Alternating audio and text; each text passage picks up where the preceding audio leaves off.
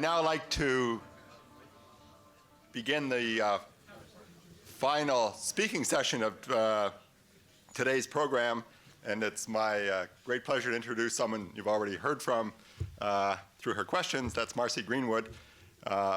Marcy's, I think for many of you here who know her, she's one of these unusual people where after you've met them once for about an hour, you feel like this is a really close friend. So she has a special warmth, which she communicates instantly. This is in spite of the fact, in my own case, that when I first met her here at MIT, Ernie had her come up for a trip. Almost the first thing she says to me is, she says, "Oh, Bob," she says, this is stealing from a lawyer variant of this joke, "how do you tell the difference between a dead hog on the highway and a dead dean on the highway?" And the answer, of course, is that the hog is the one with the skid marks. Anyway, in spite of that, beginning with Marcy, nevertheless, we've since, in fact, I think become quite good friends, at least from my side anyway. Marcy, as you know, as you heard earlier, is the Associate Director for Science at the Office of Science and Technology Policy at the White House, and works very closely with Jack Gibbons, and as you also know, played a central role in producing this document, Science in the National Interest. Marcy's background before coming to the government was purely in academia. She began as an undergraduate at Vassar, was a graduate student at Rockefeller, that's right. Then went from Rockefeller to Columbia, from Columbia to Vassar, where at Vassar she ended up being, I guess, chairman of the department at Vassar and a chaired professor. She then went from Vassar to UC Davis, where she became dean of graduate studies. Was there for, I guess, 4 years as a dean, so her dean's joke had content. She has a distinguished research career in developmental cell biology, genetics, physiology, and nutrition. And specifically, she's done work which has been really wildly heralded, leadership research on the genetic causes of obesity. She's been highly recognized with lots of awards, including, among other things, 2 years ago, election to the Institute of Medicine of the National Academy. And it's a great pleasure to welcome Marcy to chair this session. Thank you very much, Bob. It's really a great pleasure to be back here at MIT, and it he's just convinced me that I should stop telling my dean jokes. Maybe I should go back to lawyers, because these keep coming back to haunt me. Jack's talked about the crook on the Shepherd staff, and now I've had to hear about the dead hog again. In the interests of preserving a good discussion this afternoon on this topic that we're going into now, which is extremely important and reflects on two of the goals that were articulated by Science in the National Interest, and that is producing the finest scientists and engineers for the next century, and in developing a scientifically literate and technologically competent public workforce. The title of today's session this afternoon is Education for Our Future Industrial Needs. I guess I would argue that we are talking, in broad terms at least, about education for our future national needs economically, in industry, and also, of course, as the bedrock of the academic environment as well. We're going to have 4 speakers, and I'm going to confine any comments that I have to some wrap-up comments at the end of the session, so that we have an opportunity to hear fully from the 4 individuals who are with us this afternoon. At the end of a long day, I think it's best to get those who have come with their minds fully prepared to share their thoughts with us up forward, and then those of us who primarily came to listen and learn, namely myself, to have an opportunity perhaps to point out some commonalities between the perspectives expressed and those of us who are trying to work productively with the external communities to build this very important partnership between academia, industry, and the government.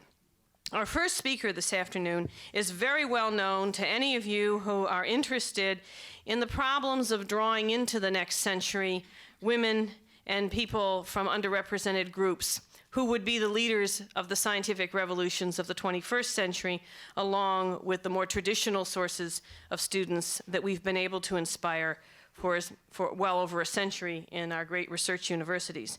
Sheila Tobias has a distinguished career as a scientist and as a writer. Her recent book, Science as a Career, Perceptions and Reality, is the third in a series of books that she's written for the Research Corporation as part of a long-term research and writing assignment in an area called Neglected Issues in Science Education.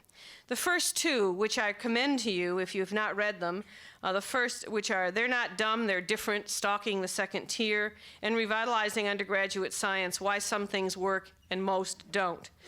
Both of these issues, stalking the second tier and why some things work and some don't, continue to vex us as we move into the future.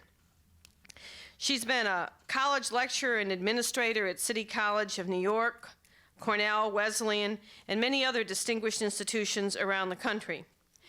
She was educated in history and literature at a famous institution here in the city of Cambridge, Harvard Radcliffe. She's Phi Beta Kappa and holds a master's degree in European history and politics from Columbia and 2 honorary doctorates in humane letters and 1 in education.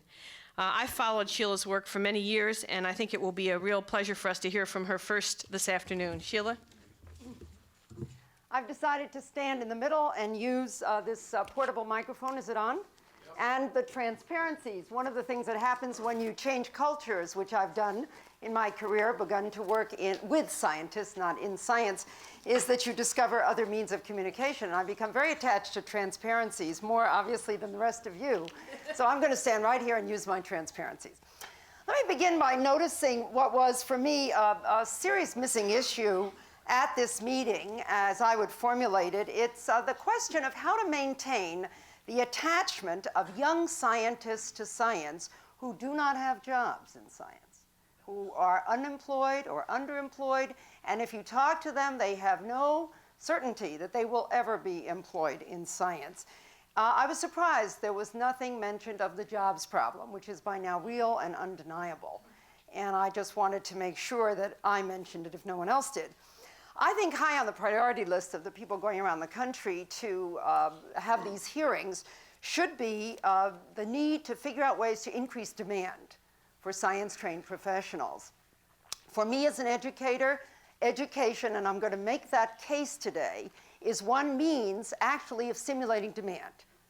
To anticipate my remarks, if we can differently educate different kinds of students for different kinds of work in science, we can actually increase the demand for science-trained professionals. But it would be remiss of me to let you believe that education is by itself going to do the job.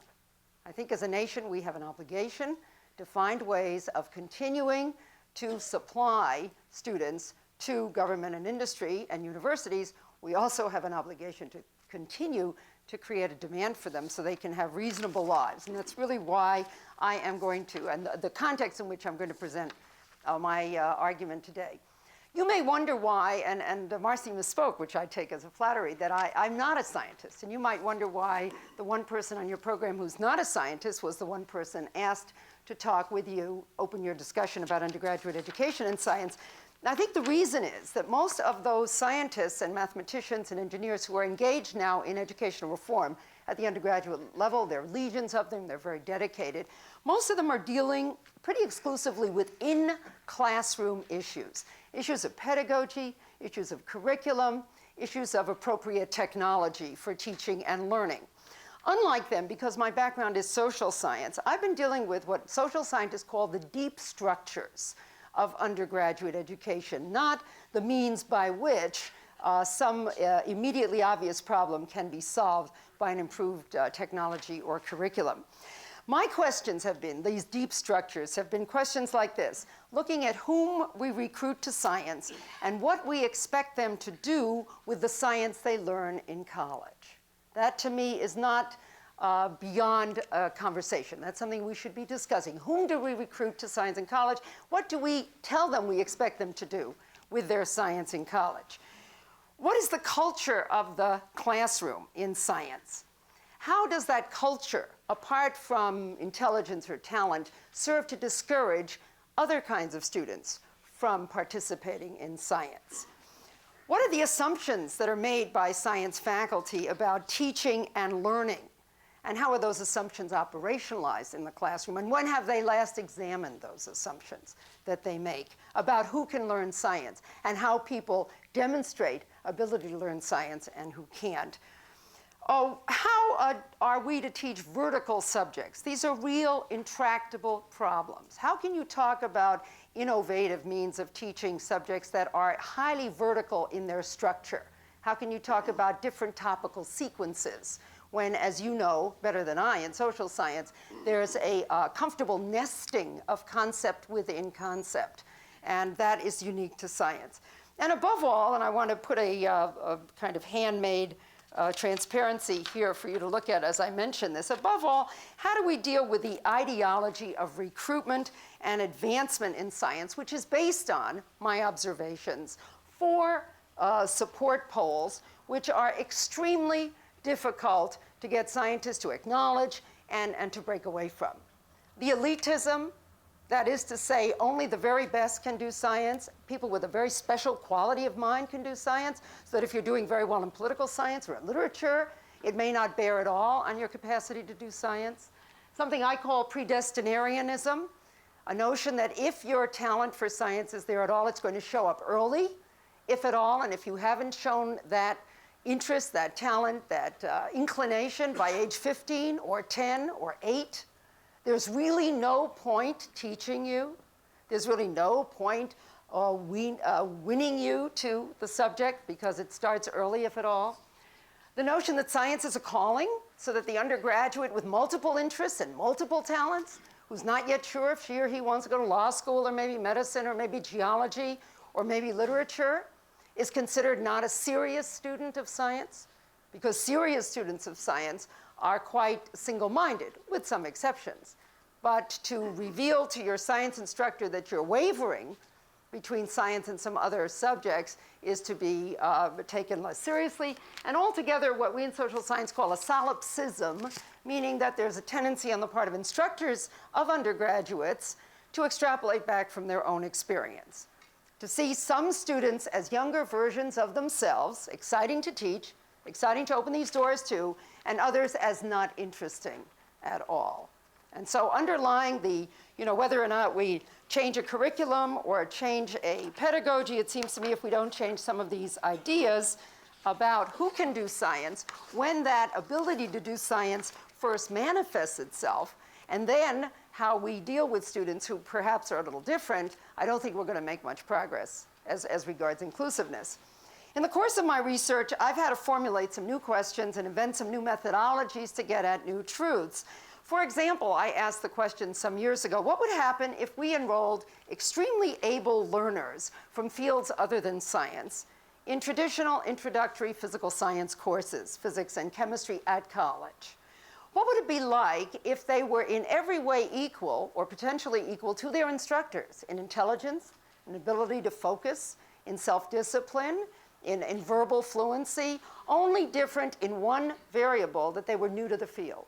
What could we learn about how science is packaged, how it appears to otherwise extremely intelligent students? The reason I formulated the question that way is it's very hard for teachers teaching undergraduates to get the kind of feedback from them that they take seriously. Because after all, the undergraduates are very young, they can't articulate exactly what their problems are, and they do have problems that good learners don't have. And from that research, which Marcy's recommended to you, the book was called They're Not Dumb, They're Different, emerged what I call a tier analysis of the typical college introductory course in physical science. And I'll talk about the introductory course a couple of times today, as well as the major. In essence, that when the professor looks out at a sea of faces in early September of a new year in an intro physics or chemistry course, and those are the two fields I've studied, he or she looks out and sees, consciously or not, a small group of students who remind him or her of themselves as younger learners who are exciting to teach, who are, I call them the first tier.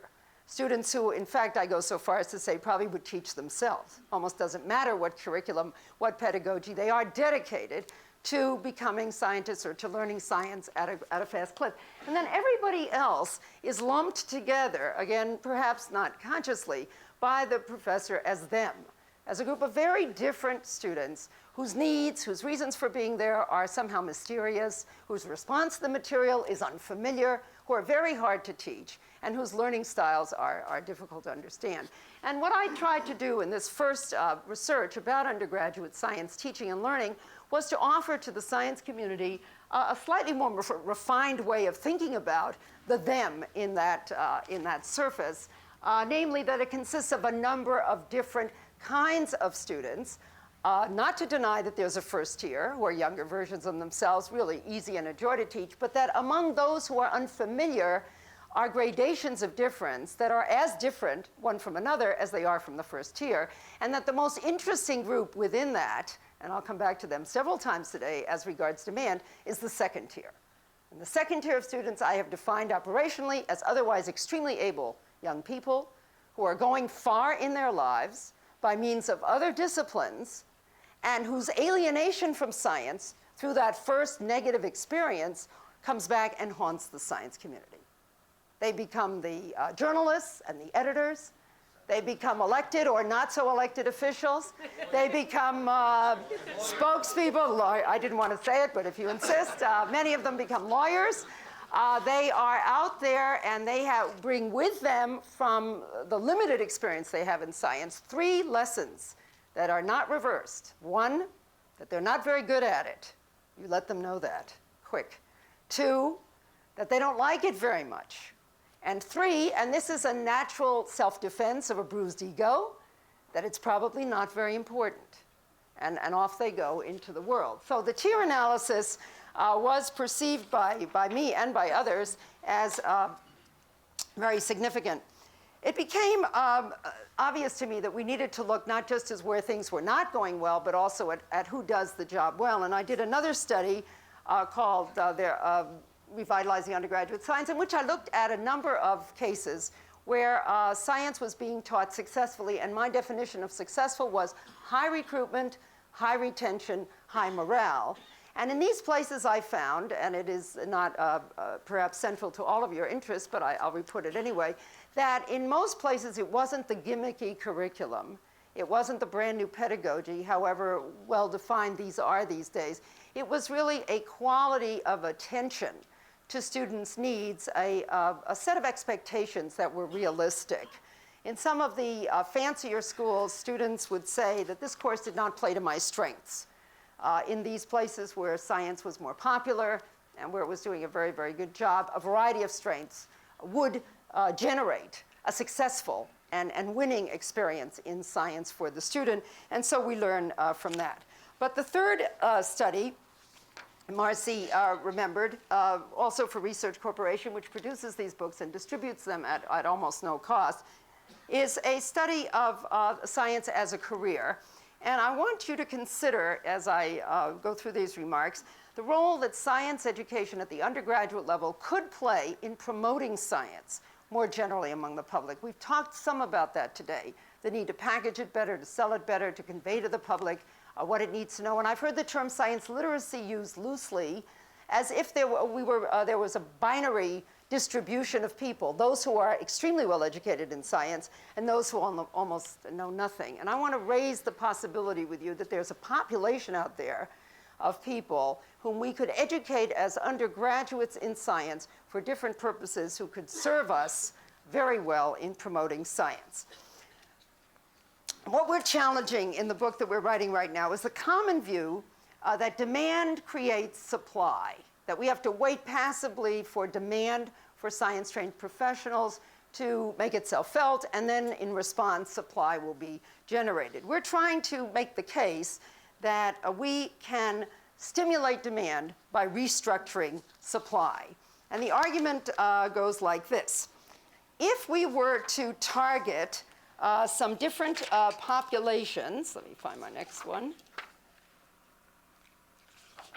of undergraduates, now not just for the first course, but actually through the major. If, for example, we could get this second tier to stay in science longer, to do more science, and I'm not talking here about PhDs by any means, but at least through the major or through a substantial chunk of science in combination with other majors, we could, I think, by itself, by increasing the numbers of students who are pursuing science at the undergraduate level, improve the quality and the numbers of people teaching high school. I mean, that's obvious.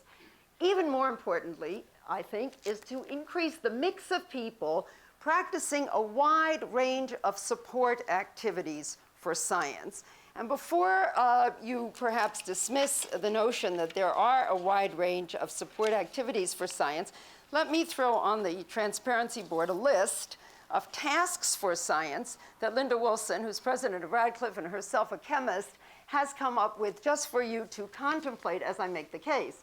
That among the tasks for science are all of these. There are 10 there.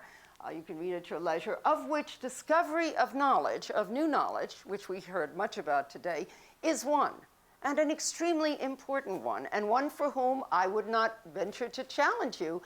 Only a few extremely talented people are qualified or qualifiable.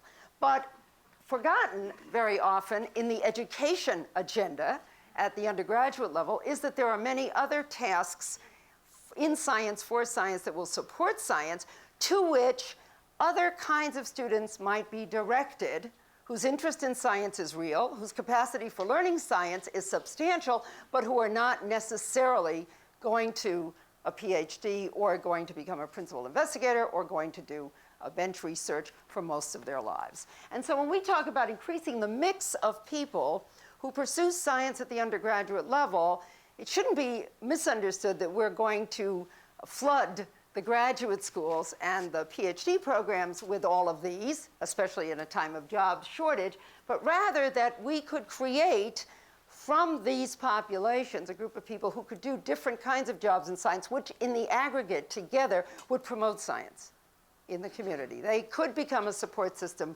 for science. And the third value in looking to educate the second tier, so-called, or students like them, is that it could provide a jump start in demand for science-trained professionals in other fields. In other words, there are two specific target populations that I think we are missing in our recruitment of undergraduates to the science major.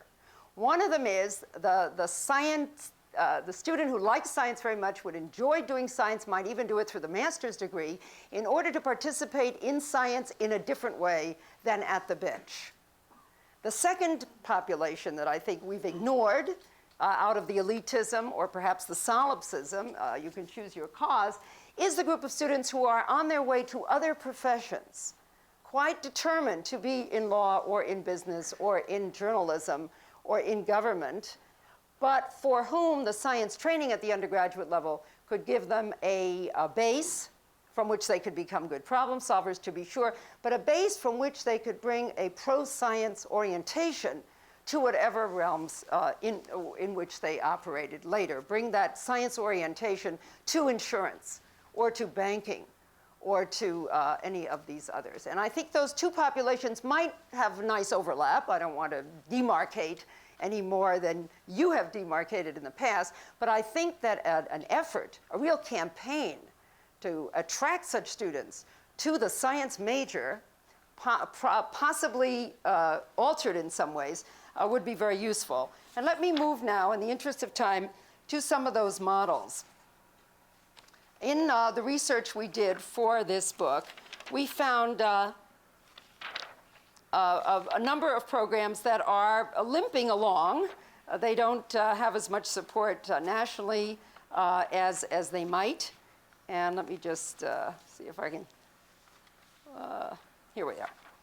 And let me just go through some examples of these. Some of the majors that will attract these two different target populations are going to look a little different from some of the majors that have really been designed to move students efficiently and rapidly through the undergraduate program so that they can move on to graduate school in science, clearly. And because there's been no central national interest in these populations, a number of schools have had to be inventive on their own, bootstrap their way into some of these imaginative programs. And I've just put them into some categories for the sake of walking you briefly through them. And if you want much more information, I'd be glad to tell you where these are taking place. One route is the enhanced traditional, a traditional major in the physical sciences that is enhanced or enriched with something else. And often it is, the other else is another science. It has always struck me as an outsider as remarkable how little chemistry a physics major has to learn, or knows even, by the time he or she finishes, or the absence of biology in a rigorous way from the straight chemistry major's career line, or of course again from physics. And so in these instances, they haven't gone all the way to modifying the major and challenging that, but they're trying to offer some enrichment in a lateral direction, in a sideways direction for their undergraduate majors. Others have taken the next step and recommended or created closely knit strong minors. That is to say, the student doesn't have the freedom to choose any minor, but a particular minor has been designed in conjunction with the discipline that's offering it, such that the student with the strong major and strong minor is having an integrated, coherent program. And among those are chemistry with business in a number of places, physics with business, where the business courses are not the ordinary business courses because they might be not as useful and maybe too elementary, but courses in legal issues of regulation would be a business course that the physics major would be emboldened to take as part of this dual major, strong minor. The next, away from traditional, would be the dual major, actually two majors, where some amount of the science is lopped off, has to be. There's a limited amount of time, credits that can be gotten. Others go still farther. They are actually interdisciplinary. I refer you to University of North Carolina at Chapel Hill, has now a material science program people can take in the biological line or in the chemical line or as an engineering major. My typing leaves something to be desired. Applied science, that was supposed to read. And we are informed by Werner Wolf, who is at Yale, and who wrote an article in Physics Today recently, that when he did a survey of what physics majors take in addition to their major, he found to his shock that only 2% even take computer science courses, fewer than 1% take chemistry courses, and they are not, many of them, involved in applied science. That's going a little farther afield, but it is being considered by a number of places. There are places where science and technology are formally integrated in non-engineering programs. And then, close to my heart, are places where a core sequence of some science is being offered or sold to social science majors. Those people who will move into government, who will be in regulation, so that they have something equivalent to what the pre-medical student might have, or maybe even ideally equivalent to what the MIT undergraduate would have who would major here in social science. Or core, and I put in parentheses, coherent science sequence for business and economics majors. So you can see where I'm going with this. It seems to me that we are depriving a group of extremely able, if differently configured, undergraduates of an opportunity to learn science sequentially and learn a lot of it. This is not physics for poets. At the same time, we're depriving ourselves, yourselves as a science community, of the support and the promotion and the commitment to science that such a population would have if treated seriously and if educated at the undergraduate level. And with that challenge and an invitation to read this book, which has as a chapter from which this comes, a chapter called Restructuring Supply, let me turn to, I guess, John Armstrong, who's my counterpart for graduate education. Thank you. They're not?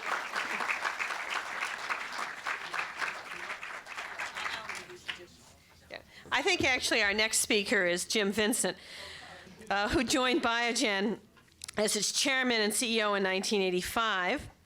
As you know, Biogen's one of the leading biopharmaceutical companies in the world. He formerly served as president of Allied Health and Scientific Products, which is a subsidiary of Allied Signal. He's a member of the board of the Biotechnology Industry Organization, boards of trustees of both Duke and the University of Pennsylvania.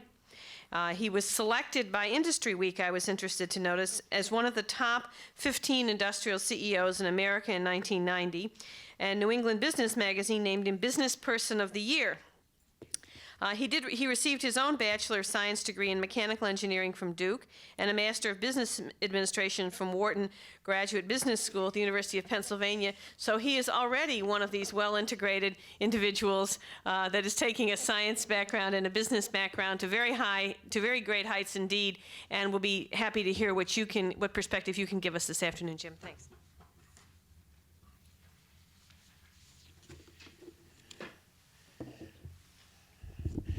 Thank you, Marcy. I think it was Yogi Berra as well, who, when I was young and playing football in my younger days, said that C students rule the world. So I didn't worry much about that stuff, even though I was headed for a business career. But now that I've heard John Mateig today talk about the PhDs and professors taking over, and also you see the Republican Party, how they're staffing the new era and the new people, and the professors and PhDs are taking over, I think I better rethink that paradigm.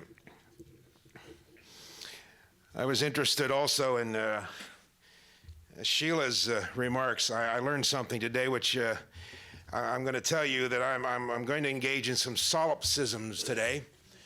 And also, I learned something that I think my kids who are in their 20s are going to really appreciate. That instead of having to hear about when I was a boy and I walked up and down those cobblestone hills both ways to that one-room schoolhouse, I can now say, well, I'm going to have a solipsism for you now as we go into whatever conversation that relates to something like that.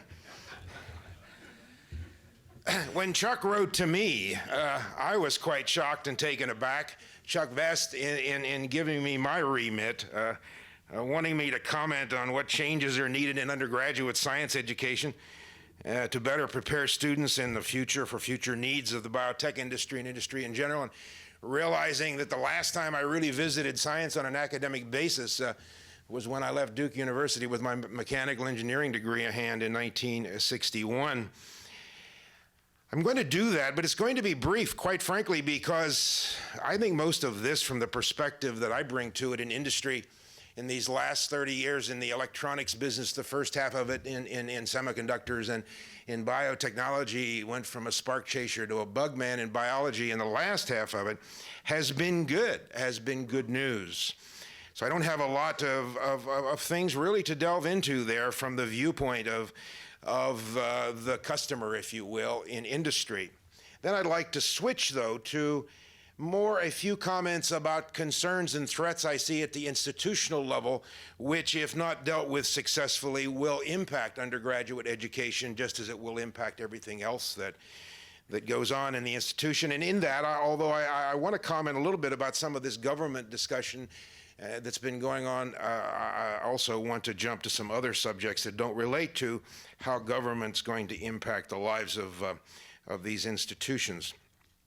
Again, let me come back and say, I think that the educational institutions of this country at the university level that are doing the undergraduate training of our students in science and technology are creating, in the main, of course there's differences and gradations, but in the main, product and students that meet the needs that we have in the main. I think also you are winning the global competitive battle in market standing and reputation. I mean, if you think of this in industry terms, the way we would in big or small companies, I mean, any industry would kill to be in the position that higher education is in this country at both the undergraduate level and the graduate level in terms of the quality of what you're producing and the demand that you have and the worldwide demand that you have.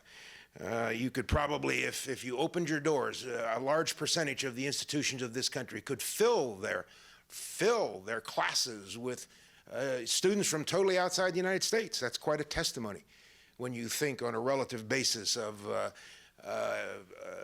competitive setting. I mean, these folks have been at it, some of them a lot longer than we have in this country, in Europe and other parts of the world, in China and Japan. I would also comment that in my experience, again, crossing over from electronics in my days with Texas Instruments, when I spent almost 10 years outside the United States building businesses in Europe for them, and then going and living in Tokyo and building businesses in the Far East, from Japan, starting the first non-Japanese semiconductor wholly owned business in Japan to take on the Japanese in their home country, down through Taiwan, Singapore, Malaysia, and so forth. And in the process of doing that, and since then, as well in the healthcare industry, hiring students, undergraduate science and technology students, graduate, into many of these different settings, that I have commented and continued to comment for years, that I think that we in this country, as compared to our counterparts in Europe, in Japan, and other parts of the world, are better preparing students at least to come into industry from the point of view of the kinds of industries with very rapid change, et cetera, that I've been involved with. What do I mean by that?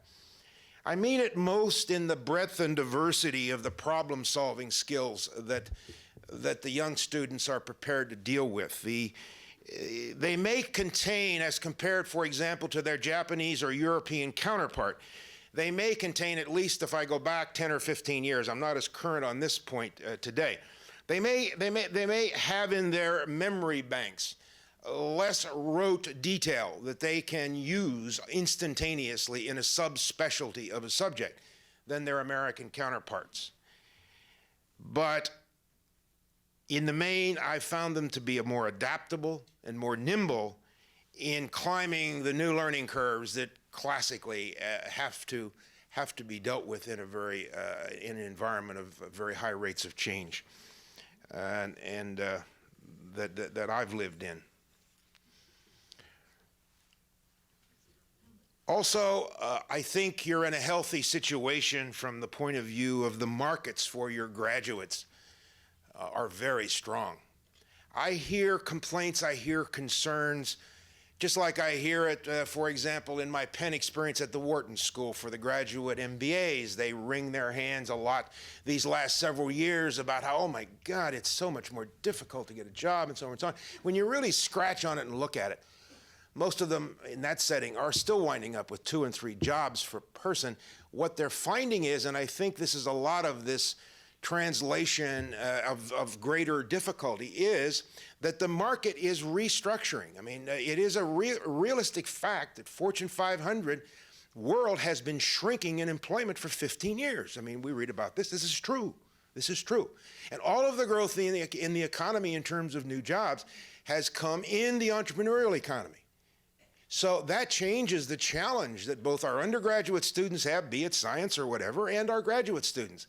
They have to look different places. They have to be taught to think differently about how they go to the job search. It's not like when I came out and, 87 companies show up and the big decision was which 7 or 8 do I want to interview with, and what competitive system do you design to divide up, who they can talk to. That's a changing. And I assume that's also true here at MIT. And I would suggest that that's going to get more so. So teaching them how to think differently about how to go about a job search and where the jobs are, the Willie Sutton approach, where is the new money? Don't go to parking meters, go, where's the money? Where are the banks? It's different places, different techniques.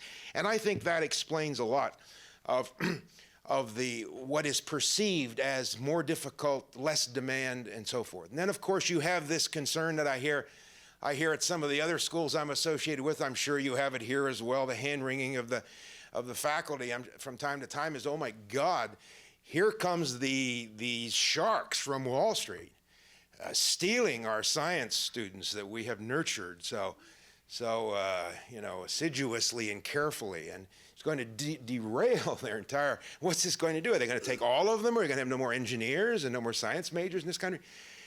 I would suggest to you, I wouldn't. I think it's a testimony. A couple things. Number one is you're developing problem solvers that are flexible, that are needed. And I would just say the second thing is markets have a way of working those things out. Even though Sheila wanted to react before the market, I would suggest markets will deal with that. It'll either get saturated on the non-scientific endeavor side, or those areas that need more scientists will balance out in terms of how they adjust the demand and the price of labor in that sense. So I just conclude in terms of where we're at today on undergraduate science training, that we should feel proud about, very proud about this track record, both domestically and on a global basis. And that we should be thinking about how do we do more of the same. It doesn't mean we can't improve, of course, but not get complacent as any success story.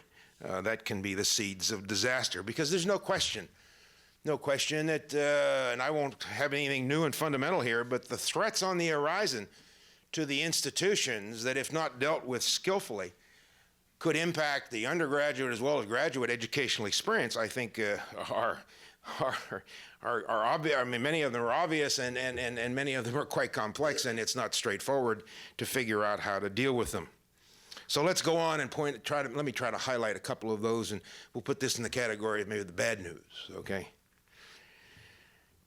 No question, I guess sitting here, I sat here and heard all of the comments today, which I found most informative. A lot of it, I must add for you, that some of it is like inside the beltway and insider baseball kind of stuff, so that if I react to some of this in a way that doesn't sound like I'm connecting very well, I'm probably not. Some of this I'm hearing, some of these words I'm hearing, for the first time, lingo, and some of the subtleties and nuances you talk about between the government and everything else, I'm straining to connect with. So if I miss here, just cut me a little slack if I'm off base, and correct me, and you can get me later in the questioning. First and foremost, clearly the economic playing field is changing. Of course it is. It's changing in a couple of very significant ways. We've heard a number of hours today about how it's changing on the government funding level, and that's the subject, the number one subject as I go travel in the country and run into academics today. That is the subject that everybody wants to talk about. I would suggest to you it's also changing in another very significant way, as the days of double-digit tuition increases have got to come to an end, and they're coming to an end quickly, I would forecast for you. And the days of when you sit down with university budgets and face the issue of how are we going to discipline the increase in expenditures, and you walk up to that cliff, and then you back away and say, oh, I can't do that. I can't cut this. Let's just increase the student body some more and dodge that bullet for another year. I suggest those days are going to have to come to an end, as well as a continuing source of revenue. Now, let me first of all come to the external, what I'll call the external part of that, the outlooking. What can we, if I were sitting here and I were in Chuck's shoes, I mean, or the faculty, what can we do about this, the external part? And specifically as it relates to government. Now, and then come back for a minute to looking inward. What can we do institutional? Maybe some thoughts and ideas there. Seems to me that in the external one, as it relates to the federal government, state, I guess a little bit, but mostly federal in this case, there's the approach that's the heat, and there's the approach that's the light. There's two potential parts to this. I would call the heat part as the classical one of the pie is shrinking, oh my God, and the way to respond to it is we've got to sell more, we've got to promote more, we've got to field more lobbyists, or whatever we do. However we influence that equation down there inside the Beltway, what we have to do is step up the pressure so we get a bigger piece in a zero-sum game of the pie for us. That's the heat part. That's been the classical way. Most of these things have been dealt with, unfortunately, in Washington for too many years, in my opinion, and I get fed up with it in terms of the industrial issues that I deal with. The healthcare, having been involved in spending some very serious personal time in the healthcare debate in the last year and a half, I got it right up to here with that's, what it was about, not as what's best for the country, what's good public policy. I hear that less and less and less in Washington over the past 10 or 15 years. The light part is the one that says, if we think about it, I think there is maybe a better shot today than at least in my relevant political observing life of the last 15 or 20 years, a better shot today that we can create a new paradigm on a number of fronts here with these tectonic plate changes that seem to be maybe occurring. Maybe they are that significant. And I do believe that we do have some people down there that on the Congress side for a change that really are pretty good thinkers. They are professors. They are academicians. Well, certainly on the Republican side, this is a whole new experience compared to what it was 25 years ago. I believe many of them really are interested in ideas, in experimentation. And we see things happening now that looks like it at least a greater chance, again, than I've seen for a long time, that we will take seriously getting the budget balanced and get an amendment to help bring pressure to that. Getting a line item veto for the president, my God, I think that would be wonderful, so we could hold that person accountable for a change. So anyway, a lot of these things that are being talked about, whether it's the contract with America or whether what follows that on the Democratic side, I don't think this is all Republican. And I think you see these votes in both sides, House and Senate. You see new coalitions forming here that are both Democrat and Republican. So the point of this is this, that, you know, again, back to Yogi Berra, I think he said, when you come, always remember, when you come to a fork in the road, take it, you know. And so I would suggest this, that in addition to going and thinking about the old ways of approaching this, of how can we make sure we get maximize our piece of that pie in the zero-sum game, et cetera, I would encourage you, and it's not just for the academic and educational establishment, I think it's for other establishments in this country, to put some serious energy into thinking about the light part. Put yourself in the position of maybe some of these leaders and leaders to be in the future are in a position of wanting to do some change here with the idea of what is best public policy for this country, or put themselves in the role of a CEO of a corporation where that's what you're trying to optimize all of this and what is best for employees, customers, shareholders, suppliers, and you're in the role of optimizing it. And the last thing you need when you get into heavy-duty water carrying, and when you've got problems on your hands and you've got to deal with changing your mission, you've got to deal with downsizing it, the last thing you need is every part of your organization coming at you from the angle that just says, you know, take care of that other person over there, not me. You know, I deserve more, or you can't cut me. You never solve anything that way. Fairly obvious, but if the people are serious down there about trying to change that, they're going to need some of that kind of help, because they sure as hell are not going to have all the ideas in the world. I would also just offer a few. I'll jump around here for just a little bit. Clearly, I think a relevant question is, what should be the size of this establishment going forward? We got a different set of needs now. Again, the Cold War's over. The academic establishment has been in the business of being what I call the line research organization for the government for quite a number of years, for defense, for nuclear policy, and so it's over, largely over. That alone would indicate there's got to be a major rethink of what is the right size going forward of the global resource we're putting into this. I found it unbelievable to hear this morning the comment that here we are worried about some serious resource issues across the board, and you have the Galvin Commission saying not only don't you need a $400 million increase in the DOE laboratories, you can run on a hell of a lot less, but the budget comes forward with a $400 million increase. Isn't that incredible? I mean, isn't that incredible? That's that mentality of you never cut or destroy anything. As a model, let me now jump and comment on something that's received a lot of discussion. Here's where I get a little lost sometimes in some of the inside baseball, as I'm referring to. This science and technology, fundamental research, and what should the government be doing in funding and what not, and so forth. From the perspective of where I sit, I'll tell you, I think we have a model going in this country that I haven't seen a better one that's played out in the last 20 years, and it's the NIH model. I think it's a model from the point of view of where do you stop with government funding? You stop at the scientific threshold there, and then it's a model in the sense of how you pass the baton to private industry. And it's a model in the sense of people talk about how short-term Wall Street is and so on and so on. Do you realize that in this case, in the biotechnology industry, Wall Street, private sources have invested more than $10 billion of new money in the last dozen years, $10 billion, okay, to take this technology forward, that has in turn created 250 public firms that are listed on the stock exchange, another 300 or 400 firms. Only 5 of us are profitable today on a consistent basis. The rest of the 400 or 500 firms are using cash at the rate of $200 million a month that is being financed largely by private sources at this point in time.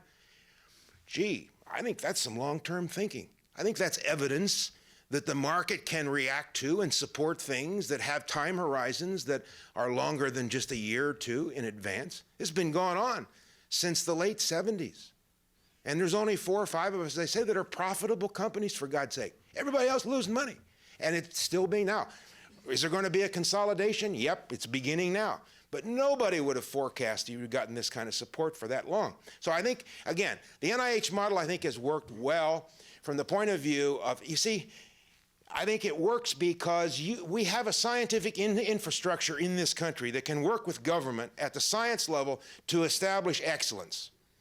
And that works well. And you all do that very, very well. It's when you have to then have people who have multidisciplinary skills making calls about how do we go forward from here, when you got to have different disciplines in addition to science, and you got to have people who have the invisible hand of Adam Smith on their shoulder. And so that it becomes a rational process and not a political process. Political process is one of the great failures. One of the great advantages of the capitalist system is it's one of the only systems where things get stopped. Once it gets in a political system, nothing gets stopped. I mean, we all hear these fantastic stories about all these agencies we have that go back that were designed for things 100 years ago and they're still hanging around. Same thing happens when you get the government funding things.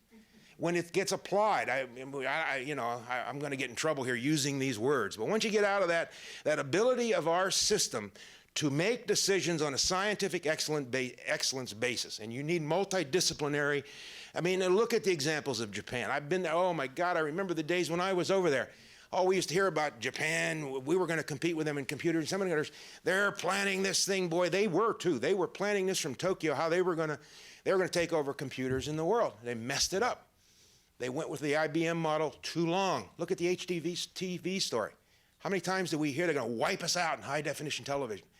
Technological gear shift, they're sitting out there in a cold in left field. Look at the French model over the years where they tried to centrally plan that stuff. Doesn't work. So the science model, the NIH model, I think works just great.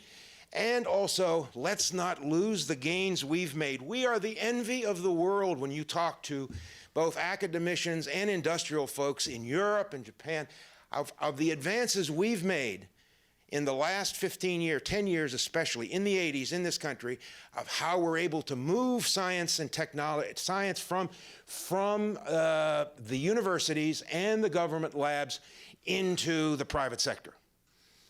They can't touch us on that. They don't have the trust levels, they don't have the communication levels, they have all other kinds of barriers. They can't touch us on doing that.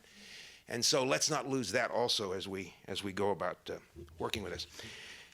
Moving on very quickly, internal, turning to the internal, what does this funding and thing do as far as if you're sitting and running one of these institutions? What should some of the thoughts come to mind? In business terms, I would say this looks like, to me, the way we describe it is your largest customer is getting smaller in an economic sense, government, and your price is too high, tuition. And you know, it's not dissimilar to what many industries have faced in the last 15 years.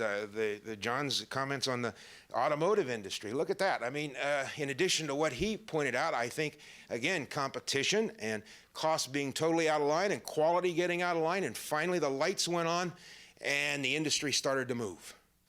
And now, arguably, Ford is the lowest cost producer, as I read it, based on studies here at MIT. Maybe not Toyota yet, but at any rate, maybe getting to the point of being lowest cost producer.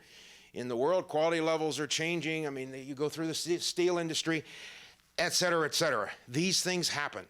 And you've got to sharpen the focus on the mission of the institution.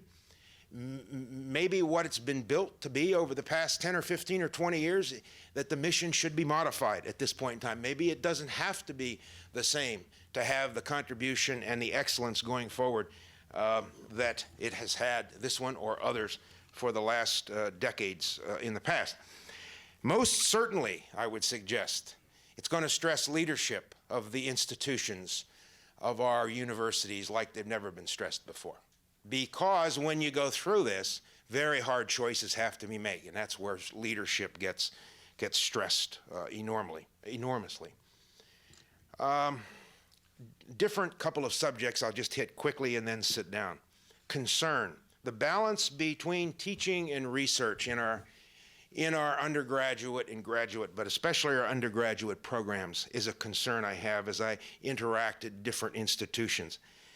It still seems to me that the most compelling reason we have these places is for the students. And I think our reward system and our our processes that we set up that lead to career advancement and tenure are out of balance in terms of motivating teaching versus research. And most interesting, what I find in a number of institutions, not this one, but others that I interact with, is we don't even have the metrics in most of our institutions, some very good ones, to even know where we stand on teaching quality with high quality, real-time, dynamic data. I would give you odds that of our top 10 best graduate business schools of this country, that a majority of those schools do not have the metrics to adequately and with high accuracy measure their teaching performance in the schools. You know what? If we ever had that issue exist in business, us graduates of those schools, it would be heresy. Something as important as teaching quality, that we wouldn't have the metrics in place to measure that. That would be like saying we don't do any market research on our most important product or customers or something. And you know, I mean, it would just, in today's world of business technology, it would be absolute heresy. So that's where I'd start. I'd say, do we have the metrics to know where we really stand? Are they anonymous and can't be influenced by teachers coming from the students? Are they real time? Are they dynamic? This is not rocket science in today's world of how you do this. This is straightforward stuff. And I would say if you don't measure it, you're not terribly concerned about it, and if you don't measure it well. Okay, K through 12 education. Oh my glory. Talk about an issue that can impact, is impacting undergraduate education, an issue crying for re-engineering, to use that overused term. I mean, how long are we going to sit here and let politicians convince us that the answer is just pour more money in it? Just keep increasing the real money thrown at the problem and it's going to solve it, while results continue to plummet. And we have models in our environment to benchmark. Look at the parochial schools right here in Boston, down in New York City. They outperform the public schools by a country mile. But yet we let these forces that were referred to earlier, unions plus other, stand in the way, intimidate people about even experimentation that ought to be going on. A major role, aggressive role, I think, can be played by institutions of this ilk and of this quality in not only coming up with the ideas, but really ringing the alarm bells of let's get on with this, let's get this nonsense behind us. And the final point is this issue of diversity. I just think it's very, very important as we try to balance all of these pressures that we remember that the date we came with to this party that created this phenomenal success in this country is one of a meritocracy and one that is about providing equal opportunities, not equal outcomes. And I think we ought to stay with that date, or we're going to mess up on both fronts. We're going to mess up on the social engineering side, and we're going to mess up on the quality of education side. We're not going to do either one of them well. Thank you very much.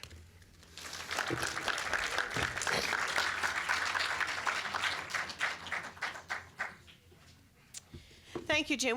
I think it would be very useful, Mark and I were sitting here chatting for a second, if we could integrate the whole discussion about education, including the undergraduate and the graduate education. So if the two speakers to follow don't mind, we'll go forward and then we'll have a roundtable discussion at the end. So our next speaker is Dr. Ellen Brownlee, well known to all of those in this room, I'm sure, as one of the world's leading nuclear physicists. His laboratory has graduated many leaders in experimental physics, and his scientific reputation is very well known and very well recognized, both by the award of the National Medal of Science and his election to the National Academy of Sciences. But in particular, of course, he was Jack Gibbons's predecessor, immediate predecessor, as the Assistant for Science and Technology to the President of the United States and Director of the Office of Science and Technology Policy.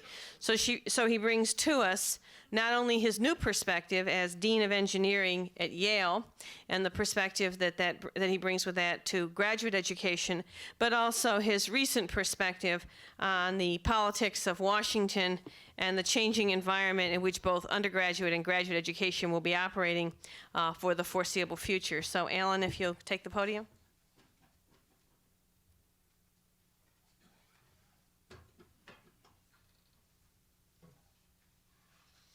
Thank you, Marcy.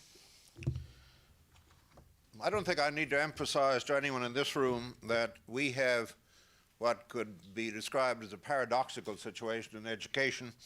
There's a general agreement that we have the finest graduate education anywhere in the world. Because we're the only nation, the only developed nation that doesn't have some sort of centralized standards for what constitutes a college education, we have peaks of excellence that are way beyond world standards, like this one here at MIT, and we also have vast swamps of mediocrity that defy description. But if we average the whole thing, we are probably competitive with the rest of the world. It's at the pre-college level where things really go to hell. And we've heard something of this. I funded a major attempt to improve the ETS international comparative examinations in '92, and when they were applied to a universe of 22 nations, not to anyone's great surprise, we fared worse than in any previous test. We were number 21 in a universe of 22 nations, just behind Slovenia and just ahead of Jordan. And so we have problems. But my task this afternoon, as I understand it, as Chuck Vest pointed out to me, although I'm not going to do exactly what he said, I never do. I'm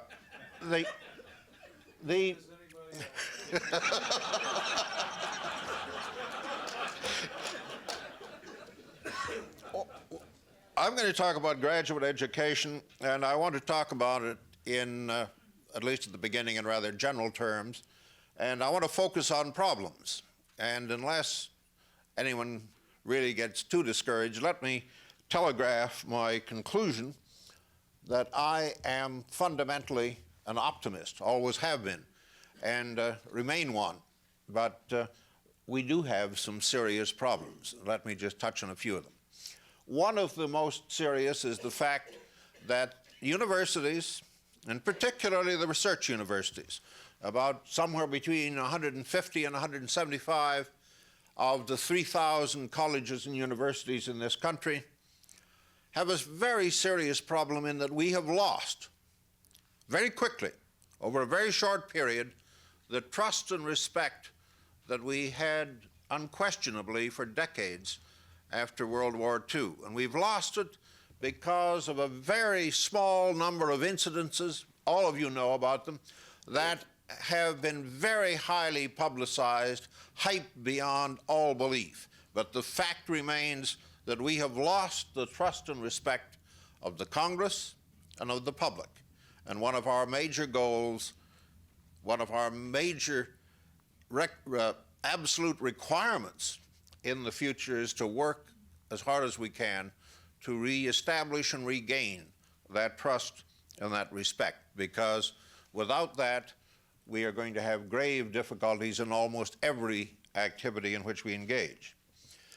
At the university end of the equation, I find a year ago, a little more than a year ago now, I had the opportunity to visit a great many of these research-intensive universities, and there's an overwhelming decrease in the level of confidence of the students, of the faculty, everyone. Everyone's worried. They're worried about whether there's going to be adequate support for research activities. They're worried about whether there are going to be adequate career opportunities for the students. And indeed, a great many people are fundamentally worried about the future of our entire society. And they have some not unreasonable bases for those worries. But I think that one of the most serious questions that we have to address is the fact that over the past decades, we have allowed the career horizons of our graduate students to shrink. And in fact, a great many graduate students today feel that they achieve first-class citizenship only by cloning their professor's career, laboratory, lifestyle, you name it, as quickly as possible.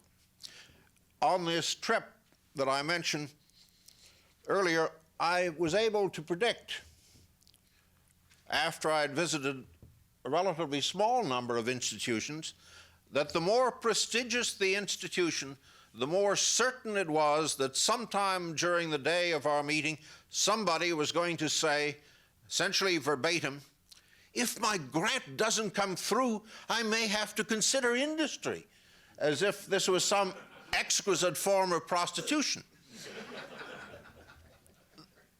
There's a very low survival potential in this sort of thing. And it's something that clearly is, I think, the fault of the faculty, not the students. Now, I'll come back to that in just a moment. We tend to take our leadership in higher education, I think, a little too much for granted. We are focused, as we must be, on what's happening at pre-college, what's happening at the undergraduate level, and there's a great tendency just to assume that things will go on as in the past, that in the graduate schools of the nation, we will continue to set world standards and all will be reasonably well. That, however, I think is unrealistic and certainly not the way the future seems to look, both from my days in Washington and now back at a major university. I think we have to bear in mind that in December of '92, the President's Council of Advisors on Science and Technology, a couple members of whom are here today, issued a report called Renewing the Promise. It was one of a pair of twin reports, one viewed from outside of government, one from inside of government, of that vital interface between the research universities and the federal government. And the first recommendation in that report was that the universities are necessarily going to learn to live in situations of constrained support. In fact, we're going to have to learn to live with less. Some very difficult, some very wrenching decisions are going to be required. What it means is that even the most prestigious university can no longer expect to have departments in every field of human activity, nor are we going to be able to have activity in the subfields of the departments that remain. And weak departments are going to have to be sacrificed in order to release the resources necessary to keep those that remain at a level of world-class excellence. And the three key words are excellence, selectivity, to retain that excellence, and regional cooperation, so that students are not denied the variety of access to fields, courses, and activities that they have become used to. What it means is that we have to cooperate with other institutions on a regional basis and be prepared to give credit to activities in different institutions. Now, I think also one of our key problems is that when the first flush of federal funding arrived in the 1950s, most of the bridges that had been built over many years between the research universities and the private sector were burned. with considerable enthusiasm. At the time, the idea was, what the hell, we got lots of money, we don't need to worry about anything, and some terrible stereotypes developed. The folk in the private sector understandably decided that the students were left-wing radicals that they wouldn't much want anyway, and the students returned the favor by considering the industrial leaders as money-grubbing Philistines. And that's the sort of wonderful situation in which we've been living for far too long. The bridges are being rebuilt at the moment, and I'm all for it. It's far past the appropriate time, but there's a problem. In most of the nation's universities, the focus in this rebuilding process is on the development of these cooperative interactions as a mechanism to bring industrial funding, support to the universities. It is not what is vastly more important, namely bringing some real-world experience, exposure to the universities so that the students broaden their career horizons, understand what tremendous challenges and opportunities there are outside the normal academic confines. And this report that I just mentioned as one of its other major recommendations said that even though we're the most mobile of all societies anywhere on the planet, we have to really increase the amount of exchange, because, as has been said several times here today, the only way you transfer anything, technology, knowledge, experience, is in the heads of humans. And we have to start exchanging more people between our universities, our federal laboratories, and industry, because everyone will gain as we do that. And the real-world input that can come from bringing industrialists and government folk into the major universities to interact, and it isn't workable on an afternoon basis. It has to be for a matter of days and weeks, so that people can get to know one another and get to realize that the stereotypes that I've just mentioned simply are that. They're stereotypes, and they really have to be wiped out. Now, it's important, too, that we begin to focus on the fact that the average degree, undergraduate or graduate, has a half-life that is shrinking fast, and that education must be a lifelong activity. And we haven't done anywhere near as much as we should have done or can do in making continuing education not only convenient, but attractive. The whole question of finding out what the customer in industry wants for continuing education. We have the means and the people, facilities to provide it, but the conversation hasn't really gone on adequately for this. I'm finding, as a brand new Dean of Engineering, that a rather remarkable thing about engineering projects is that the first 10% of the decisions commit something like 90% of all the resources that go into that project. And most engineers aren't very good at those first 10% of the decisions. They're great on the other 90% of the nuts and bolts. The first 10% involve questions of economics, management, ethics, all sorts of things that are not part of the traditional engineering toolkit. And that, I think, is a challenge that all of us involved in education at the graduate level and undergraduate have to take seriously. We have to prepare individuals for leadership and for being able to participate in those critical first 10% of the decisions. And let me also emphasize that we have been singularly ineffective as a political constituency.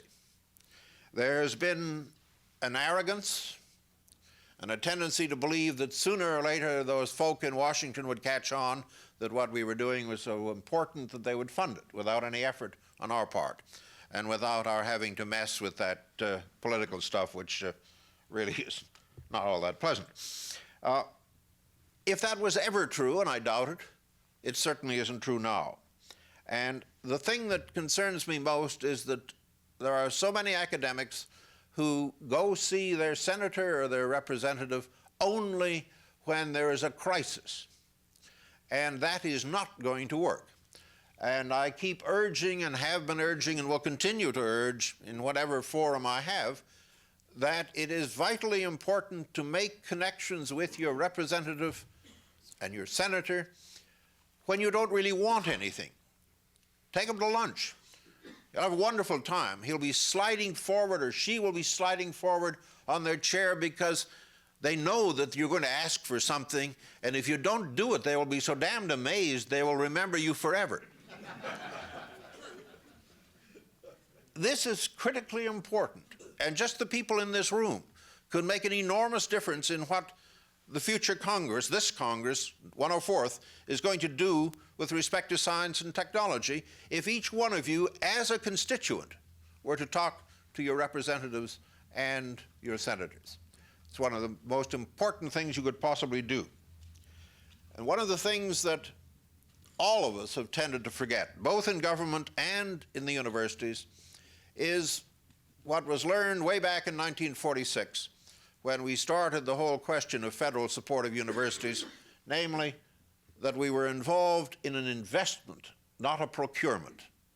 And all too often we slip back into the procurement idea where getting research done in a university requires roughly the same paperwork as buying a battleship and much of the same intellectual content. What we really need to do is remember that we are not only buying research and new knowledge, young people trained to use that knowledge, but we're also investing in a capability which is unique in this country. It's one of the gems of this country, and it's the envy of the rest of the world. That's the entire research enterprise. Now, we have not yet either succeeded fully in developing a new vision of why and what and how research and development should be done in this country and what its goals should be. The mission that was articulated in Vannevar Bush's remarkable book, Science, the Endless Frontier, back in 1945, served us astonishingly well for the last half of the 20th century, but it is certainly not adequate for the 21st. It's important to recognize, for example, that Bush really didn't even mention industry in any substantial way in that report, because the assumption was that if the taxpayer funded the universities, that new knowledge and trained young people would find their way into industry in ways that need not concern the federal government. We know, of course, that that is not the case. Now, a good start has been made in the document that the Clinton administration has produced, the Science for, what is it? Science for, that's right. You see, I have a small mental block about this, but now, let me finish. Having raised a whole series of depressing issues, all of which I believe to be very real, let me shift gears in closing and simply point out that I really am remarkably optimistic about our future as a nation, our future as a civilization, our future in science and technology.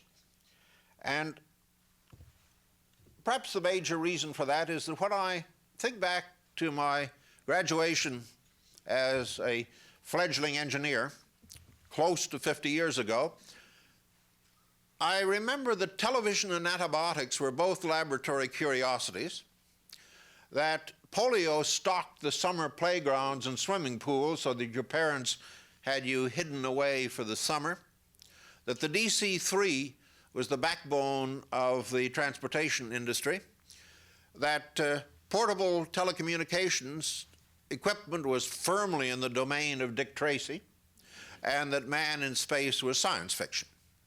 Now, all of that has changed and changed dramatically in 50 years. And you would have to be vastly more pessimistic than I am to conclude that the next 50 years will not see developments, discoveries, and surprises that will make those of the last 50 pale by comparison. And I conclude that those of us here today are among the very fortunate few in our race who have had the privilege of being involved in the great adventure that is science and technology. Thank you.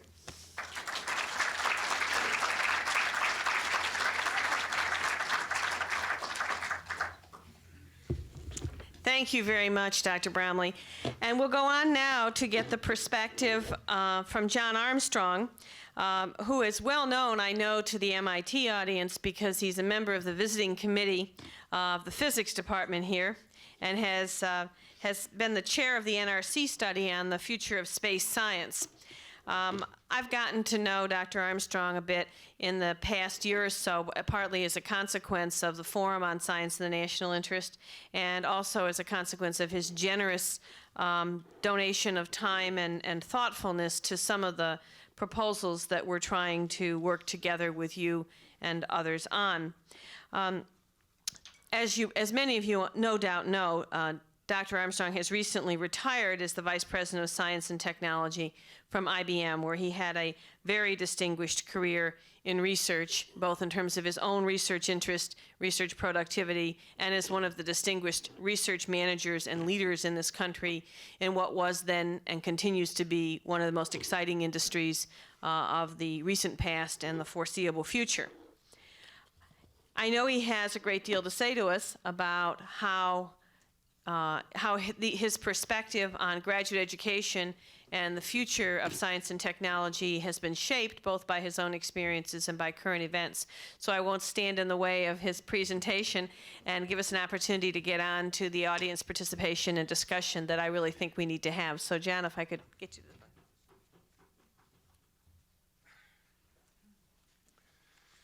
Well, thank you, Marcy, and thank you all for being here. Unlike Alan, I always try to do what Chuck Vest asks me to do.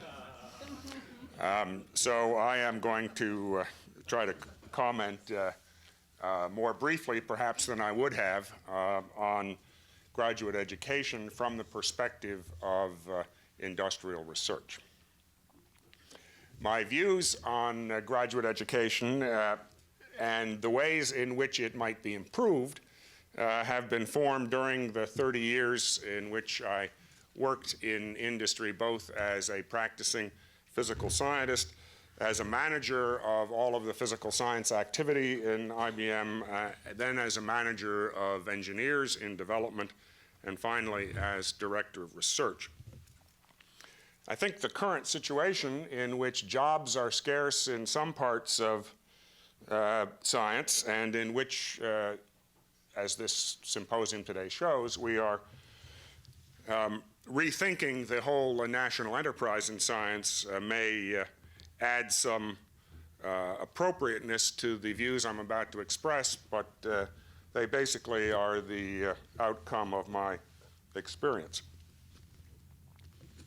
Now, it will be well known to this audience that many engineering schools have spent a lot of time recently reassessing their master's degree science and engineering programs. And many schools, including MIT, have made significant changes in those programs. But there has been little reassessment so far of the underlying assumptions, expectations, and requirements for PhD programs in science and in engineering areas that are closely related to science. And in my view, it's time for such a reassessment. And indeed, this session and some of the comments today suggest that others are of that view.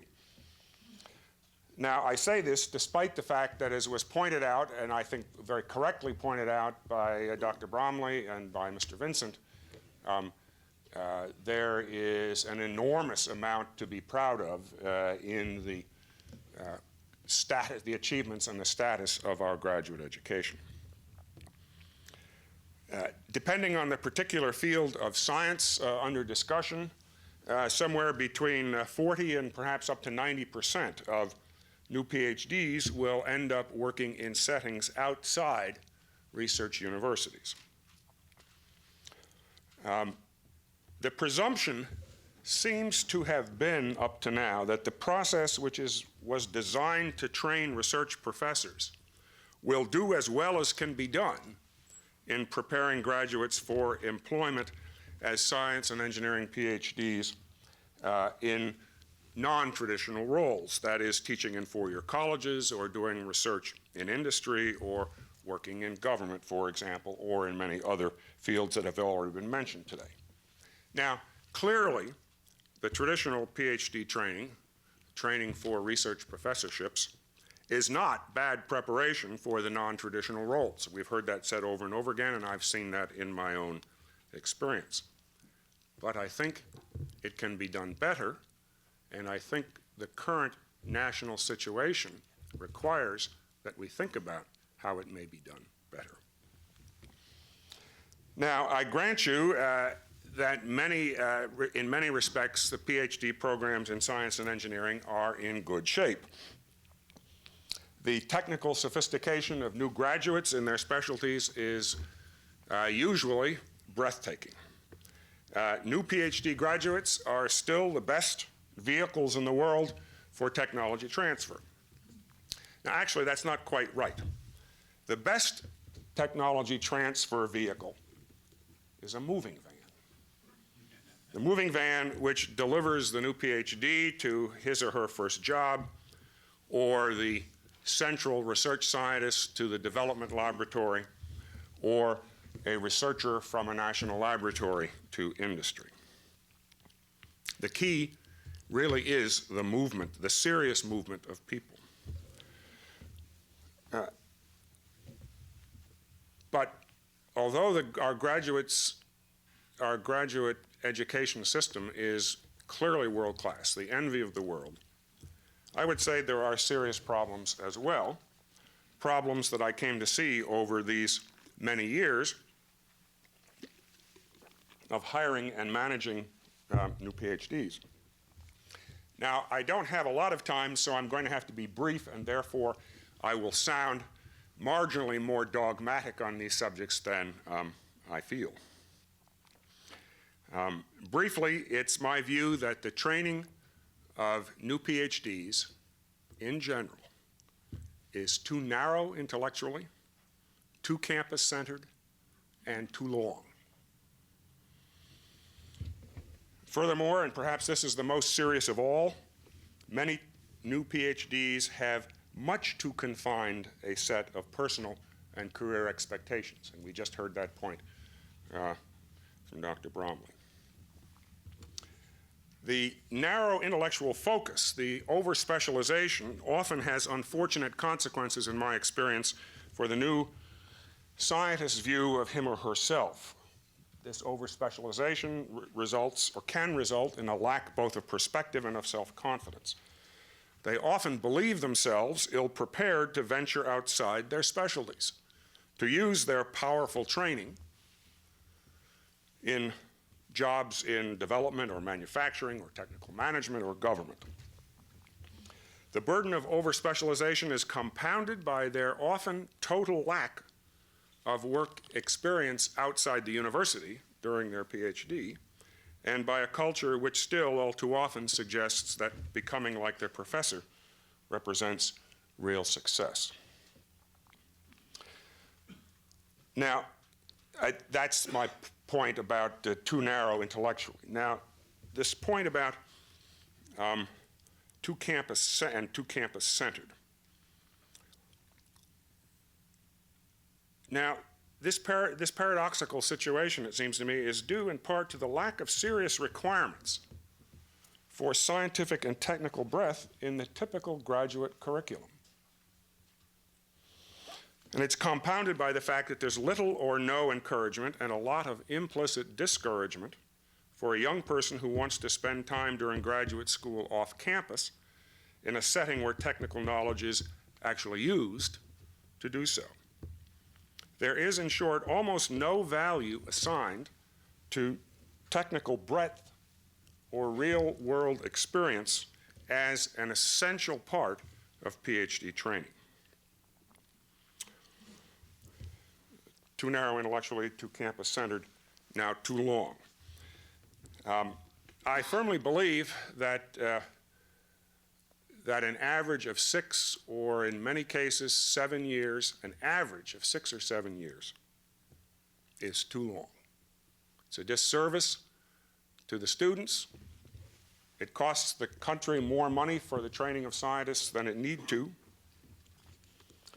And I hold that view at the same time that I have this view that, that young people, as part of their training, would be better served if they were able to spend some time away from campus. And I see no contradiction between shortening the time on average to obtain a PhD and spending more time away from campus as part of the training. The time it takes to get a PhD does not depend very strongly, if at all, on how much scientific knowledge the world has achieved. Depends, I think, on a linear combination of how long it takes to acquire the currently selected subset of scientific knowledge that's thought to be needed, on how long it takes to produce genuine novel research results, and how long it takes a young person to mature intellectually. And I simply don't believe that that time needs to be 6 or 7 years on average. I think it's a serious disservice to young people to keep them cloistered that long, or to allow themselves to cloister themselves that long. Now, I've made this particular comment to a lot of graduate students over the last 2 years. I've been spending time with graduate students. And not once has any graduate student denied that long stays in graduate school are partly due both to the student's comfort with graduate student life and to their anxiety about what it'll be like in the outside world when they leave. This combination of comfort and anxiety tends, I believe, to make PhD training take longer than necessary. This is possible, of course, because the funding agencies and the research universities allow such long stays. I believe that experience out in the world of technical work during graduate studies will significantly lower the typical graduate student anxiety level about finding a career and getting a job, and will then thus tend to shorten the actual time to the degree on average. I have lots of anecdotal evidence of that. I think it would be worth studying seriously. And shortening the time to the PhD will also saddle the new graduates with less of a disadvantage with respect to their contemporaries who are years ahead in experience and seniority in the workplace. Now, what can industry do to help?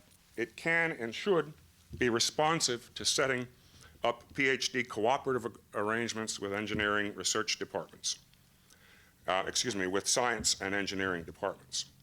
I believe that small firms and startups have the most to gain by such arrangements, and also the most to give students in the way of broad perspective.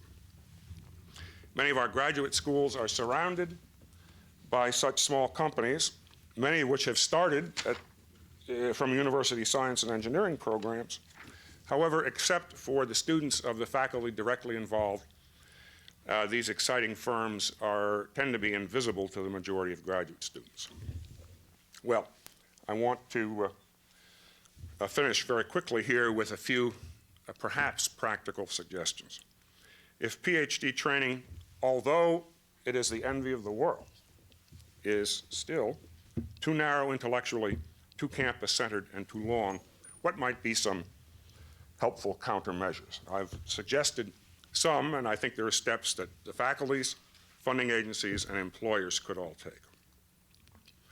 Faculties should give serious attention to reinvigorating a requirement for a minor as part of a PhD, and make sure that the minor can be satisfied in ways that truly supplement the traditional programs. This includes the creation of new science courses at the interfaces between traditional disciplines, as well as the encouragement to take courses in other departments and faculties. Faculties can devote serious effort to forming those contacts outside the university that can be turned into internships, summer employments, and other away-from-campus experience for graduate students. And departments could use a larger proportion of their visitors' budget on scientists and engineers from outside academia who can provide real-world, non-academic perspective, a point that Dr. Bromley just made. Funding agencies, I think, should ask grant applications about their success in providing real-world experience for graduate students and give some modest credit in evaluating grants based on success in this area. Institute mechanisms and procedures which discourage continued funding of graduate students past, say, some average number of years. You pick the number, I would pick 5.5 years on average. I think the funding agencies could adiabatically alter the balance between fellowships and traineeships on the one hand and research assistantships on the other, with the aim of doubling the fraction of the former over a several-year period. Employers can do a number of things to help. First, they should make serious efforts to accommodate summer interns, co-op students, and make an effort to make sure that the job assignments really stretch the technical horizons of students. They should be much more open to the advantage of encouraging their R&D staff to spend time as academic visitors. Part of the reason there's so little of that now is that people in industry don't think it's worth their time. 3, and this is in many ways the most important thing, industry should make the considerable effort required to improve their hiring strategies and their competence in hiring so that they can correctly value the fantastic general capability that is part of the kit that a new PhD comes with, and make a much stronger effort to foresee how bringing such people in will provide the flexibility that, as Mr. Vincent pointed out, goes with 40 years of employment. I believe that although we have the best graduate education in science and engineering in the world by far, the situation into which our country is moving demands that we think of ways in which to make it ever more effective. Thank you for your attention.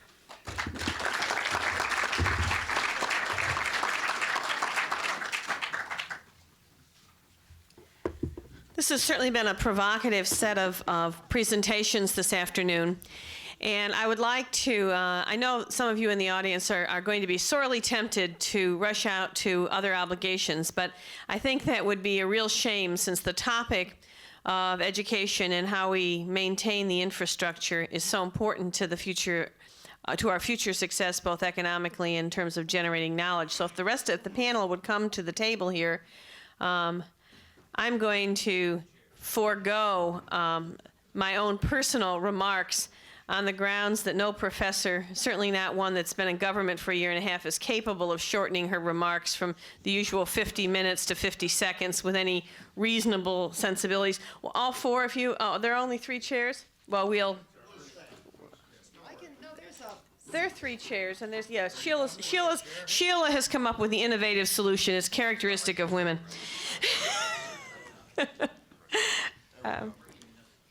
Great. Are there questions from the audience?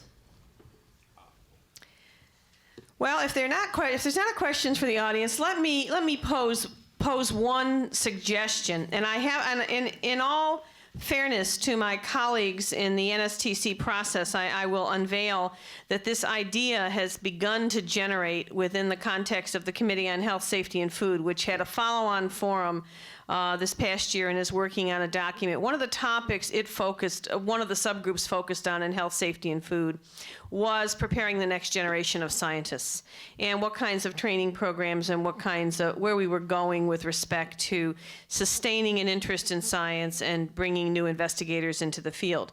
And an idea that's sort of beginning to build, and that seems to be a theme that I hear here as well, is whether or not it would be productive for a group like this, and I think many of you are exactly the leaders that would be necessary for this, those in industry, those in our research universities, and those who are interested in education as faculty members and others, to think about putting together something one might whimsically call a partnership for a new generation of scientists.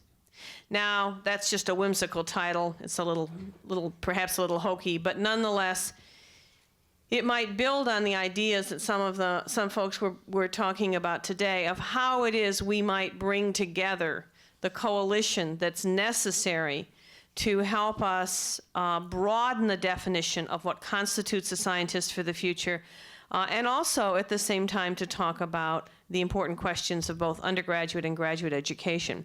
So I just put that out as an idea. I think that part of what is necessary to make the scientific, industrial, and academic community and government community a coherent force for positive change for the future are a few ideas or projects that could become a joint effort. And if we can't agree on some areas of priorities, it seems we can all agree on the critical importance of sustaining our leadership in producing science and scientists and engineers for the future, and the incredibly critical importance to the nation of developing a workforce that has scientific knowledge, and I said literacy, and which does not which spreads the scientific knowledge and interest and understanding through a broad spectrum of our population, and is not just confined to those who will discover knowledge for the future, but is supported by those who would appreciate and use the knowledge that is generated by those who have been leading the fields. So on that note, I'll just stop and ask if there aren't any questions, maybe our panelists could add their ideas or tell me this is a terrible idea or respond to this. Okay. John, I identify with what you're suggesting for graduate education, and being someone who's in charge of graduate students, clearly have to deal with these issues, I believe. But it's very difficult to have a meaningful relationship between industry and an academic research community. Exchanges are easy. Conversations for 2 hours are trivial. But a meaningful relationship out of a graduate program you can develop with 2 people out of 30 per year. So let me ask you, in your own career, did you have a meaningful relationship with industry before you joined IBM and had a very successful career in IBM? Yes, and that's one of the reasons I feel so strongly about it. And it's one of the reasons how shall I put this, that I turned out better than I might have, having spent 12 years in one academic institution where the possibility of a career in industry was never, or let's say in the undergraduate part of it, never mentioned. I had the great good fortune of spending 4 summers at the GE Research Lab back in the 50s. Just marvelous. And then a summer when I was in graduate school at Lincoln Labs. So I had accumulation of 5 different experiences of how scientists behave, how that all worked, to sort of help me see just what becoming a mature scientist was like. It was a fabulous opportunity. And let me pick up on one thing you suggested. I don't make this suggestion of off-campus experience with the idea that it should be a required part of every graduate student's life. That's just not, I mean, even if it were desirable, which I suppose it's not practical. But it ought to be, it ought to be viewed as a very valuable additional way to get first-class preparation as a scientist. And it ought to be available for those students who want it.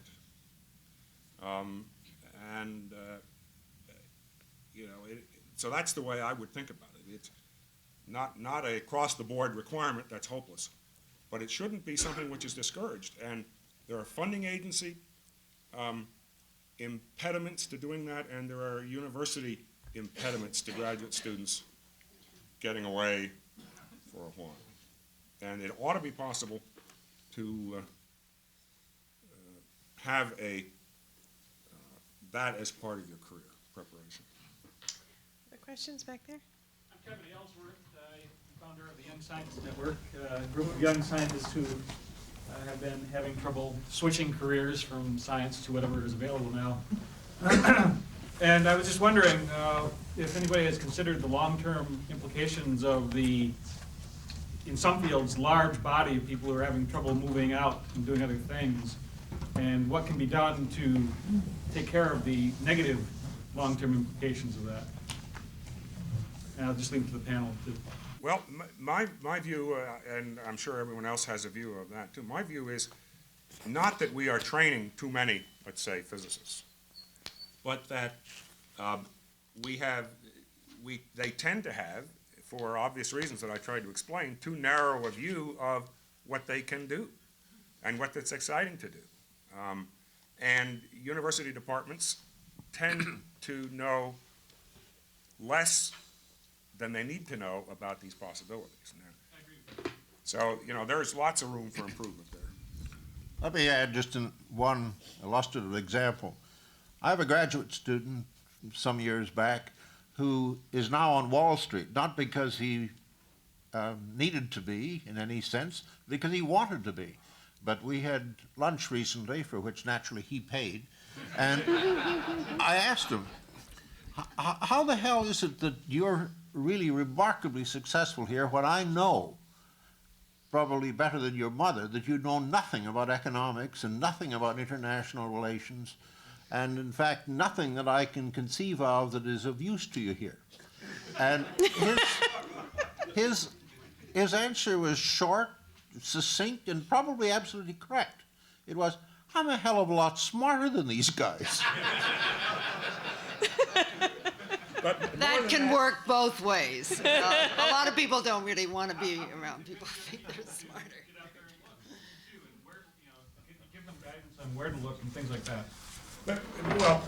Let me follow up on that. It's not, I'm sure that Alan's former student is smarter than he might be smarter than some of those other colleagues.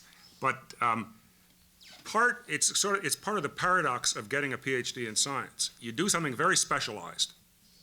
In the process, you get an intellectual armamentarium of enormous general utility. What I'm really complaining about in part of my talk is that, on average, neither the students nor their professors value that general capability. And that is a great failing of the intellectual establishment, the university establishment, a great failing.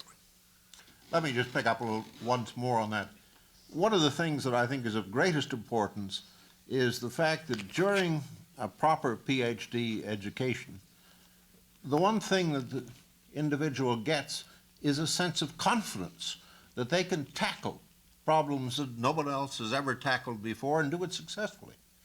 That's something that's worth any amount when you go out trying to address, in fact, the problems of greatest importance to our society today. But having said that, it was mentioned several times here today and passed over quickly, I think too quickly, that the time has come to take another look at the PhD.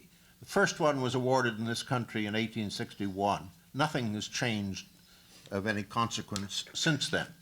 And there's something good about that. But on the other hand, a lot of people are going into careers, particularly today, that simply do not require the experience of 3-4 years of original research. They're never going to do original research in the rest of their life. And this really is a waste of their time.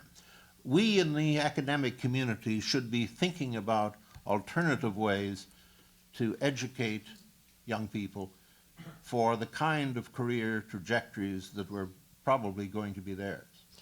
Well, one of the reasons I thought it might be useful to put the groups, the undergraduate and graduate, together is because we are primarily talking about education, at least for this evening's or this afternoon's purposes, in research universities. And I think when we talk about how do you get graduate students to think about the future, you ought to be talking about what you're doing at the undergraduate level as well. And one of the ways to reform graduate education is to think about what we are requiring of undergraduates as they come to graduate education, because the opportunity to broaden their horizons, for them to have some experience in industry, for them to think about the reason they're going to graduate school in a broader way could be shaped at least partly at the undergraduate level.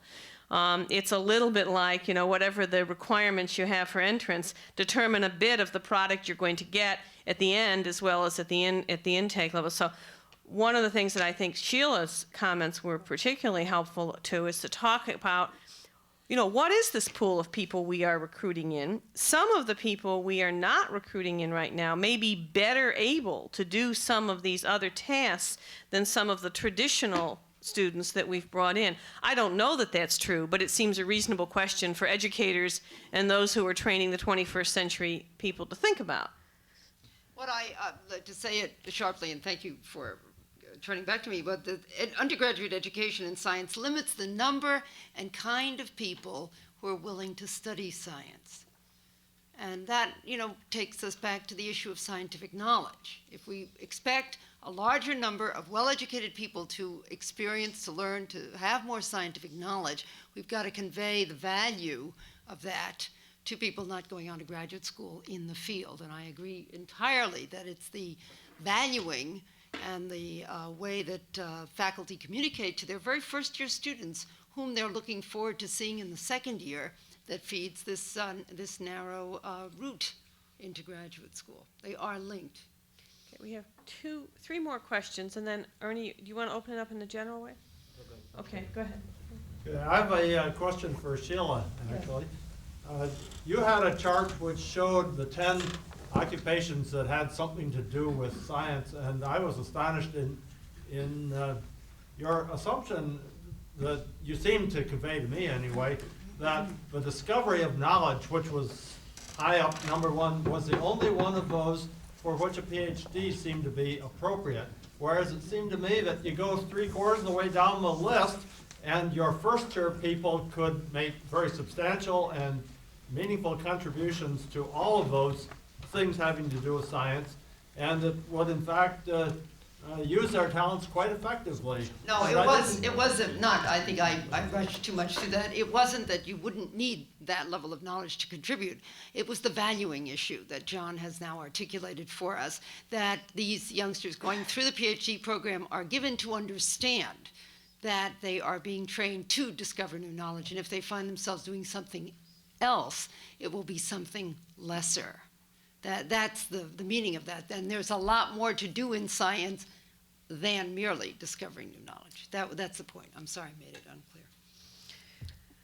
Peter? Is it Peter? I've got the lights in my eyes here. I guess I'm a little concerned again by this paradox. On the one hand, we claim we have this high-performing system.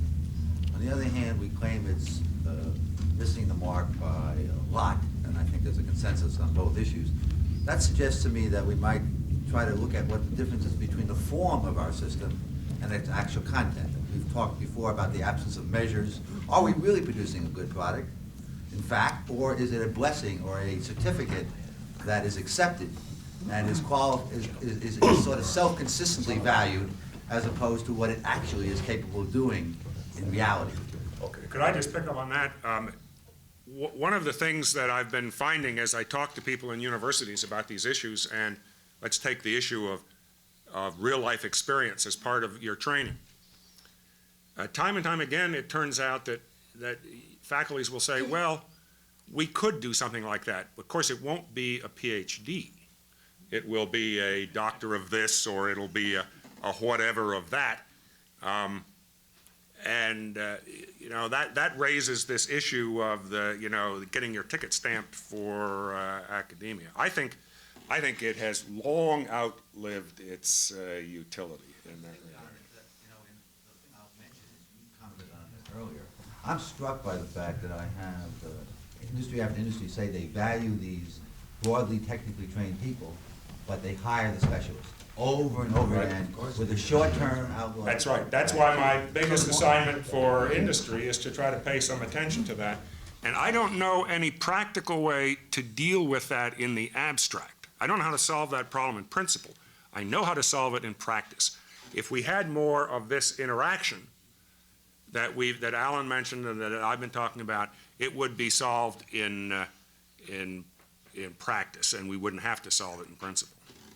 But you're absolutely right. I have that was a big problem in managing the hiring of PhDs, especially in development, but even in research, was that people would go for unerringly for the specialist whose the lifetime of whose specialty was half-life was 3 years. It's laziness on the part of the employers, and also a lack of intellectual confidence in being able to judge on the part of employers. It's a lot more work to hire somebody who isn't a specialist than but who's smartest damn guy that came along or girl that came along. That's a lot more work, and it's more risk. John, do you earlier in the day we were talking about the fact that we have to change the way we talk about the research enterprise, that some of the models that sort of implied, even though I think many of us who thought about them never saw them as linear, but they implied to people who don't understand the nuances a sort of linear model. Do I understand what you're saying to also potentially lead to a reintegration of the types of education that our institutions of higher learning may be giving as well? I mean, one of the things that we may be missing as a futuristic opportunity, or that universities may have to think about, is whether their educational role is really over when they chuck them through the linear process and we throw out a PhD. Maybe there ought to be some ways to select those specialized PhDs that do go out. They really ought to get some business training, or they ought to get some legal training. And the institutions from whence they come ought to have, or maybe not the specific ones, but those kinds of institutions ought to have a more open and better relationship for retraining, recycling, re-educating. We're focusing a lot on that in the job training programs at K through 12, school to work programs, and retraining and retooling for a lower level of education. But the concept, it seems to me, is one, if we're going to get into a debate about what constitutes higher education and what constitutes a high-level degree, maybe we ought to be thinking about if we want leaders, if we want there to be more than 5 PhDs as corporate officers at Ford and other places, what is the other kind of training those folks will have to have, and when in their life will they have to have it in order to have a successful multiple opportunity career?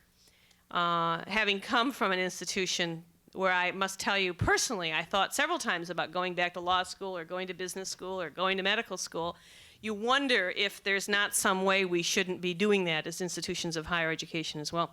So just as a thought, maybe the model of thinking about how we train people to be the leaders of the future has got to be changed too. That's part of what I had in mind by suggesting a serious minor or other attempts to get a broader But maybe it shouldn't always be education. done in graduate school. Maybe it ought to wait till somebody figures out that they need something Exactly. else. You have maybe somebody wants to add to that. That doesn't consider continuing education to be a critical part of its employee, it's the ability of its employees to grow. And we're required, every person on our staff is required to show that they've gone on and taken some new course, something every year. And so we're, that is a thing that is put a lot of emphasis on. A lot of our research staff these days go to business school.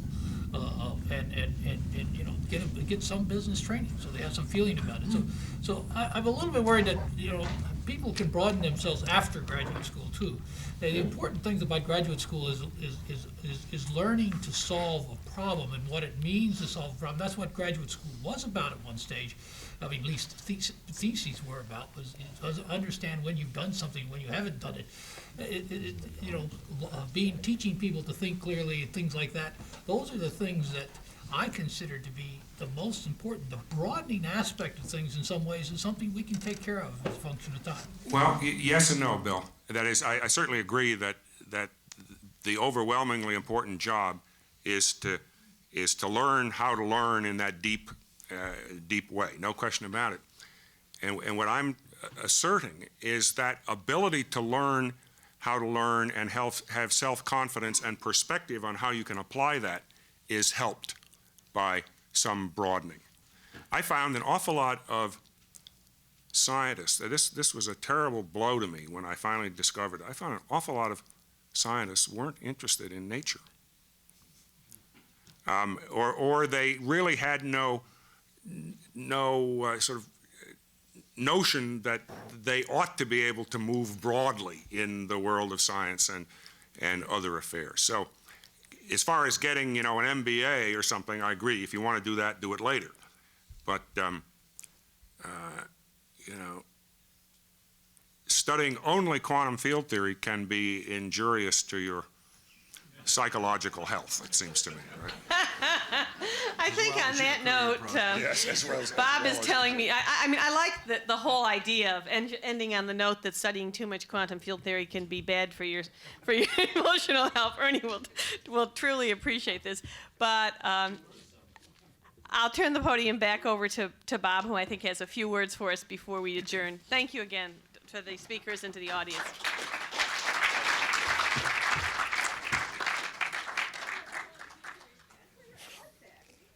Poor old Bob Jaffe, who's chair of our faculty, who spent his life on quantum field theory, just had a nervous breakdown, I think. Oh yeah, and my field got declared dead anyway, so.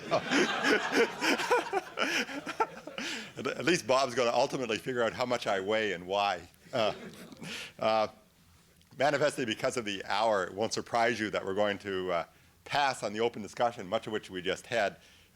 We therefore have to pass on my introduction of Ernie Moniz, but let me just say briefly that Ernie, who's head of physics, played a central role, in fact, was the key person in putting together today's program, so we're really grateful for that.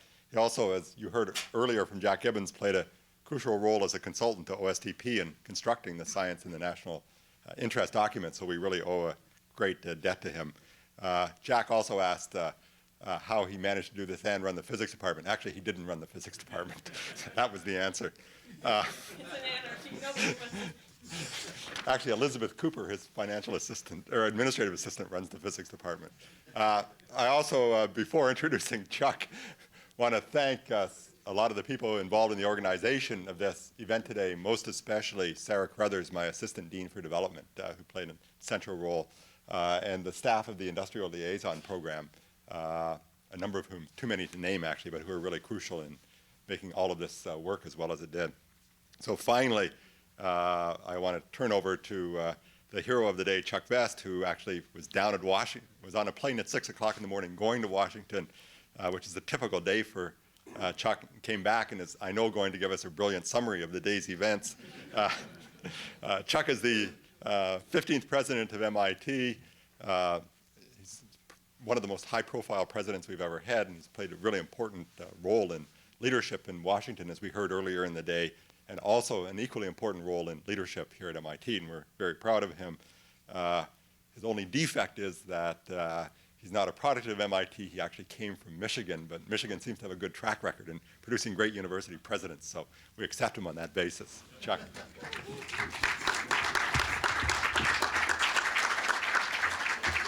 Flattery will get you everywhere, Bob.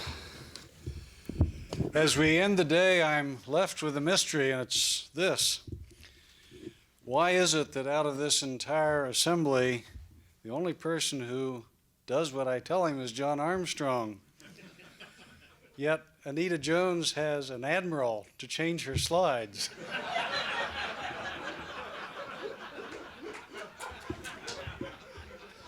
I had originally intended to introduce today's session, and I had put together a few succinct headlines that I thought painted a picture of the state of science policy and the things we should be debating. But now I'm going to give them as a summary of the day, completely uninformed or encumbered by anything that occurred. Nonetheless, I think they will work, and fortunately for you, they will in fact be brief. A few headlines first on the political situation, on the universities, and finally on the national R&D system. Politically, the Clinton administration ran on a platform that gave strong emphasis to technology, to science, as drivers of our economy and key and very important investments for the future.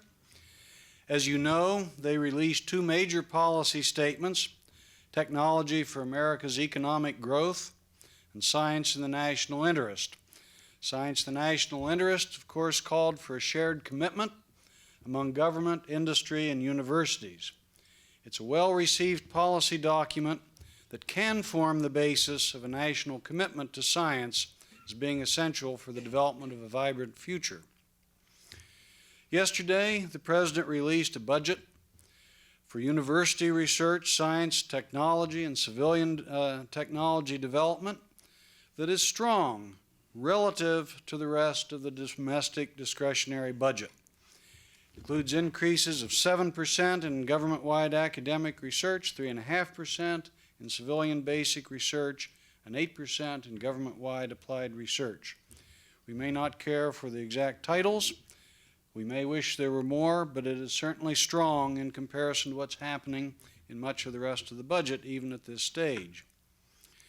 The new congressional leadership, of course, indicates that dramatic cuts are going to need to be made across domestic discretionary accounts, which include all of the agencies that fund research, with the exception of DoD. The pressure to reduce all domestic discretionary spending, including the future of science, technology, and education, are certainly expected to continue for the next several years. The new congressional leadership states that the federal government should support basic research in universities. They appear to be energizing a bipartisan commitment to merit-based grant and contract awards and strongly opposing academic earmarking. There's a lot of sentiment running abroad today that investments in such programs as the ATP, TRP, Sematech are not appropriate uses of federal support. In my view, there's a particular danger that we all have to worry about, and that is that opposition to such programs, which are increasingly, as we've heard today, being called applied research, may inadvertently generate budget cuts to many extremely important activities in engineering and applied research completely unintentionally.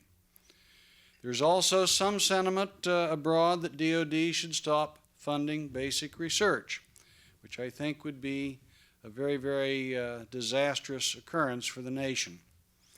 The cancellation of the superconducting super collider still reverberates as a symbol of our national inability to keep large-scale, multi-year commitments.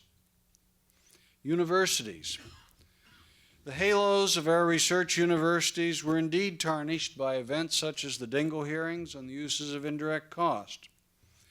They have not recovered in the eyes of many in Congress and in the press, despite sustained hard work by many to improve the system, including the new proposals just published by the Clinton administration in the Federal Register.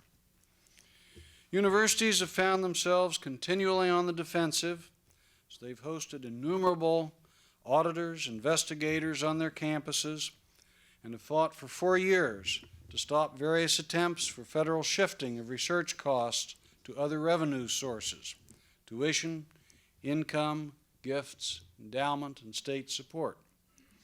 Despite this, the Clinton administration and the Bush administration before it maintained extremely open and meaningful dialogue within the university community on policy issues. And we're very grateful, and I'd like to take this opportunity to thank both Jack Gibbons and Alan Bromley personally for that fact. America's universities, as has been said today, remain a precious national asset, combining great and varied intellectual capacity and the responsibility for the education of our next generation. They must, however, recognize the seismic changes in their environment. They must strive to get their costs under control and to remain affordable. Their role in the future of America's science strategy must be clarified, and their federal support, whatever it's going to be, needs to be stabilized. And finally, the national R&D system. In order to become internationally competitive in this complicated environment, most large companies have transformed their research and development organizations into groups that focus on reduction of product cycle times, improvement of quality, and other critically important, but nonetheless near-term goals. Consequently, and there may be arguments about this, much of our important mid to long-term research that is a prime source of innovation and of future products has been eliminated. In short, the system that couples much fundamental research to ultimate commercial application, I think, is in danger of rapid disintegration. Industry is not doing the job. Universities or national laboratories are not doing them either, nor have they been chartered or funded to do so. So it seems to me that we are faced in a situation where elements of our national innovation system, especially companies, are making locally optimal decisions, but as their developments become increasingly near-term and protected as important intellectual property, the shared scientific and technological knowledge and advances that make the entire system progress are in danger. Science generally has enjoyed strong and nonpartisan support for half a century. As the nation grapples with the overriding budget issues and dramatically new international environment in which we operate, we must strive to retain this support and its nonpartisan nature. As leaders of government, industry, and academia, we must build a strong and mutually supportive system for scientific advancement and technological innovation that serves the national interest in both the near and long term. That, I believe, was the context in which we decided to organize today's symposium. I must say the conversation has been a bit gentler than I predicted or than perhaps might have been desirable. Nonetheless, I think a lot of wisdom and insight has been displayed, and I think all of us are returning to our respective venues with a lot of new things to think about and, more importantly still, to join forces across our cultures to work on. So I want simply to thank all of you for your attendance, and I particularly, Jack, want to thank you for bringing so many members of the Clinton administration who we know are exceedingly busy at this time to come here to Cambridge on this cold day to tell us what's happening, what your perspectives are, to engage and interchange with us. I want to state on behalf of all of the organizers here that it was extremely rewarding to get so many ready and immediate yeses to the people that we called from industry and from other universities to join together in today's symposium. It's been a long day. I thank all of you for your participation, and I truly hope that this will be not an end in itself, but really will be a beginning toward increasing, as someone has said, the national interest in science so that science and the national interest can progress. Thank you very much.